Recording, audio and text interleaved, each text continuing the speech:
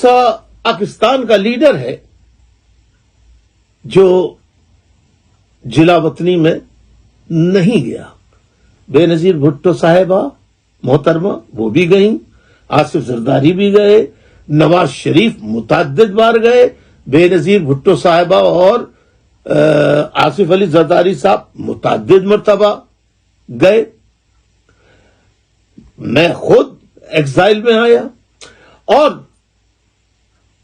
اگر کوئی نہیں آیا، ایمانداری کی بات یہ ہے، وہ ہے نام صرف تحریک انصاف کے چیئرمین سربراہ عمران خان صاحب کا. آج وہ جیل میں ہیں، جبکہ جس دن 9 مئی کا واقعہ ہوا وہ تو کسٹڈی میں تھے، پولیس فوج کی کسٹڈی میں تھے. تو ان پر جو الزامات لگا کر بند کیا گیا، وہ آپ سب بہتر طور پر جانتے ہیں کہ پاکستان میں نہ آئین ہے، نہ قانون ہے، نہ عدالتیں ہیں. سپریم کورٹ فوج کے انڈر میں ہے، تمام پاکستان کی عدالتیں فوج کے انڈر میں ہیں، کوئی سننے والا نہیں ہے.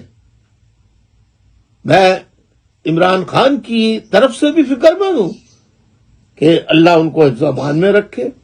اور اب صدر الوی صاحب نے گزشتہ روز جو انکشاف کیا ہے کہ میں نے کسی جو پی ڈی ایم کے لوگوں نے بل پاس کیے ہیں سینٹ اور قومی اسمبلی سے، میں نے کسی پر دستخط نہیں کیے.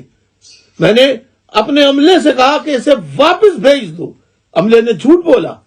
تو کہنے کا مقصد یہ ہے کہ ہم بھی دعا، آپ بھی دعا کریں کہ اللہ تعالیٰ عمران خان کو حفظ و امان میں رکھے. پاکستان میں انصاف مانگے تو کہاں سے مانگے؟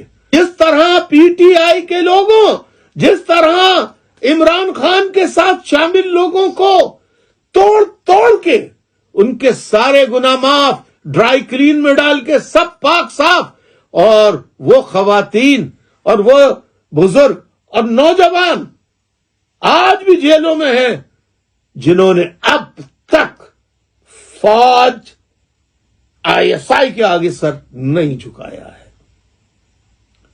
اس میں بیرونی طاقتوں کا بھی عمل دخل ہے بہت بڑا. میں اس تفصیل میں جانا چاہتا نہیں.